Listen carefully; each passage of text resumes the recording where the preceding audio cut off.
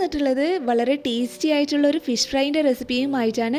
ഇത് തികച്ചും വ്യത്യസ്തമായ രീതിയിലാണ് ഞാൻ ചെയ്തെടുക്കുന്നത്.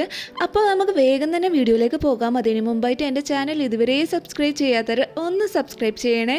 എൻ്റെ വീഡിയോസൊക്കെ നിങ്ങൾക്ക് ഇഷ്ടപ്പെട്ടിട്ടുണ്ടെങ്കിൽ ലൈക്ക് ചെയ്യാനും മറക്കരുത്.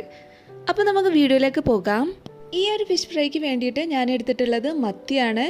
ഇത് ആദ്യം തന്നെ നമുക്കൊന്ന് ക്ലീൻ ചെയ്തെടുക്കാം. ഇപ്പം ഞാൻ എല്ലാം ക്ലീൻ ചെയ്തതിന് ശേഷം നല്ലോണം കഴുകി വൃത്തിയാക്കി വെച്ചിട്ടുണ്ട്. സാധാരണ നമ്മൾ മീനിൻ്റെ മുകളിൽ വരഞ്ഞ് വെച്ചിട്ട് അതിൻ്റെ മുകളിൽ മസാല തേക്കുകയാണ് പതിവ്. പക്ഷേ ഇത് അങ്ങനെയല്ല നമ്മൾ ചെയ്തെടുക്കുന്നത്.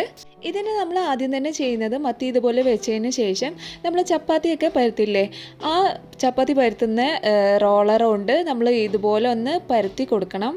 നമ്മൾ നന്നായിട്ട് പ്രസ് ചെയ്യാതെ ജസ്റ്റ് മുകളിലൂടെ സ്മൂത്തായിട്ട് വേണം ഇതൊന്ന് റോൾ ചെയ്ത് കൊടുക്കാൻ.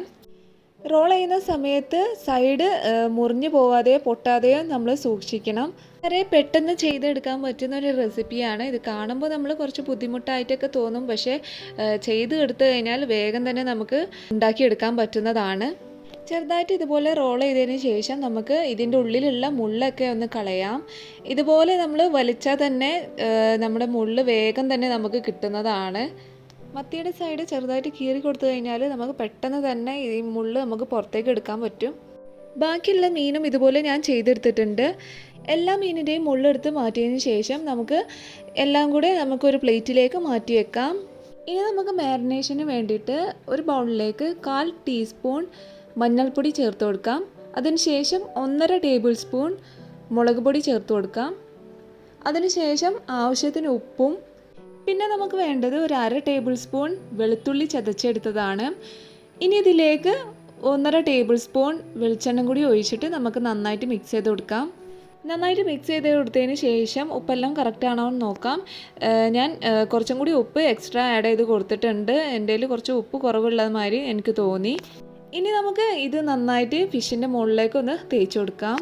ഇത് നമുക്ക് 2 ഭാഗവും നന്നായിട്ട് തേച്ചെടുക്കണം. എന്നിട്ട് ഒരു 5 മിനിറ്റ് നമുക്ക് ഫ്രീസറിൽ വെച്ചിട്ട് ഒന്ന് തണുപ്പിച്ചെടുക്കണം. ഫിഷിൻ്റെ മുകളിൽ മസാല നന്നായിട്ട് പിടിച്ച് കിട്ടാൻ വേണ്ടിയിട്ടാണ് നമ്മൾ ഫ്രിഡ്ജിൽ വെച്ചിട്ട് ഒന്ന് തണുപ്പിച്ചെടുക്കുന്നത്. ഒരു 5 മിനിറ്റിന് ശേഷം നമ്മൾ ഫിഷ് പുറത്തേക്ക് എടുത്തിട്ടുണ്ട്. ഇനി നമുക്ക് ഒരു പ്ലേറ്റിലേക്ക് കുറച്ച് റവ എടുക്കാം.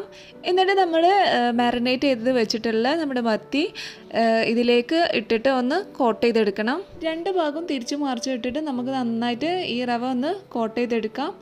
ഈ റവ നമുക്ക് കോട്ട് ചെയ്തെടുക്കുന്നതുകൊണ്ട് നമ്മൾ ഫ്രൈ ചെയ്ത് കഴിഞ്ഞാൽ നല്ലൊരു ക്രിസ്പിനെസ്സും നല്ലൊരു ടേസ്റ്റുമാണ് നമുക്ക് കിട്ടുക. ഇപ്പോൾ ഞാൻ ബാക്കിയുള്ളതും കൂടി ഇതുപോലെ ചെയ്തെടുത്തിട്ടുണ്ട്. ഇനി നമുക്ക് ഒരു ഫ്രൈ പാനിലേക്ക് വെളിച്ചെണ്ണ ഒഴിച്ചു കൊടുത്തതിന് ശേഷം നമുക്കിതെല്ലാം ഒന്ന് ഫ്രൈ ചെയ്തെടുക്കാം. തിരിച്ചും മറിച്ചിട്ടിട്ട് നമുക്ക് നന്നായിട്ട് ഇതൊന്ന് വറുത്തെടുക്കാം.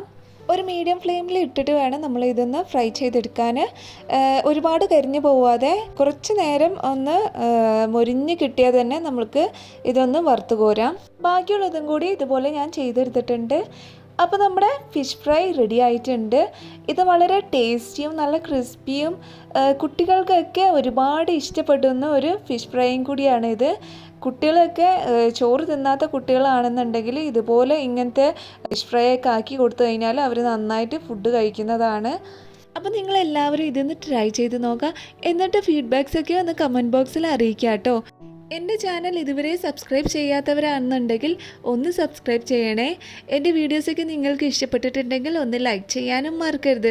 അപ്പോൾ നമുക്ക് അടുത്ത വീഡിയോയിൽ കാണാം.